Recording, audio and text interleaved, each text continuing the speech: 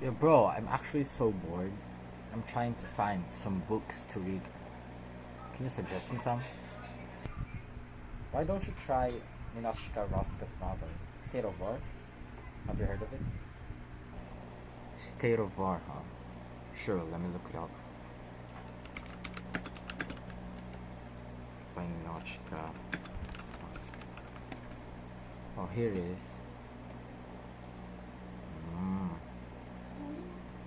Alright.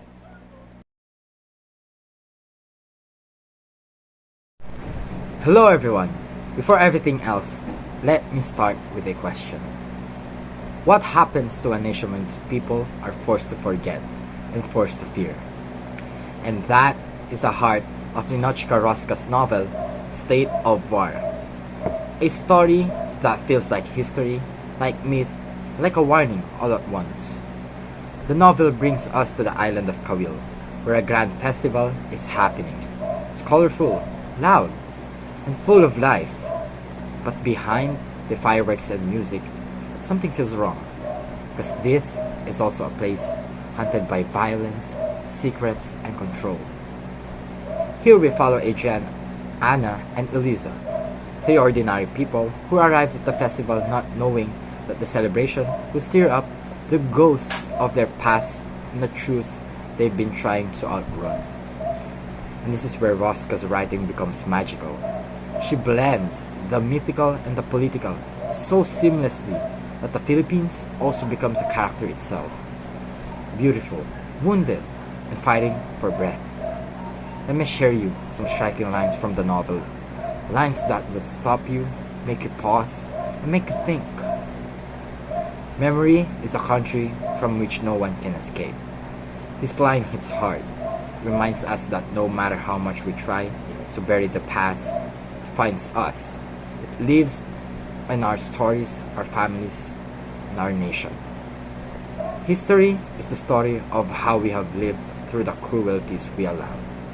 Roscoe points a finger not just at leaders, but all of us.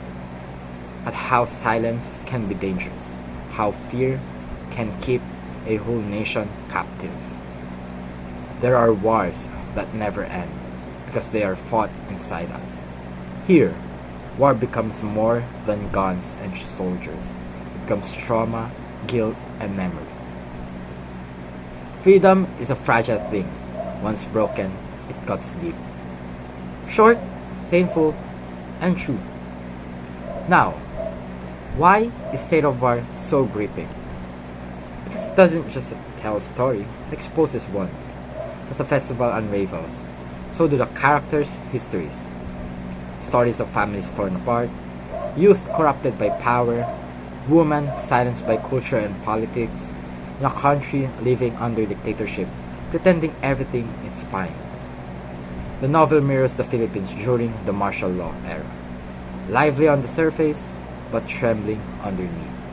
Sometimes it feels like Roska is whispering to the reader. Look closely. This is what happens when a country forgets. But don't think the story is all darkness. Roska also gives us resilience. Filipinos who dare to love, to resist to hope. She shows that even in the worst times, the spirit refuses to die. What makes this book unforgettable is not just its politics. It is its poetry. Every page feels like a both lullaby and a battle cry.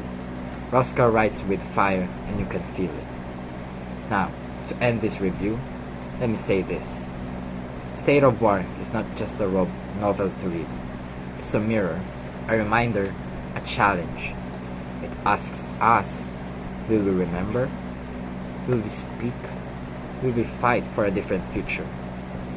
If you want a book that will move you, shake you, and stay with you long after you close its pages, State of War is a powerful, unforgettable choice. Thank you, and I hope this story inspires you to look deeper into our nation's past and into the truths we still need to face today.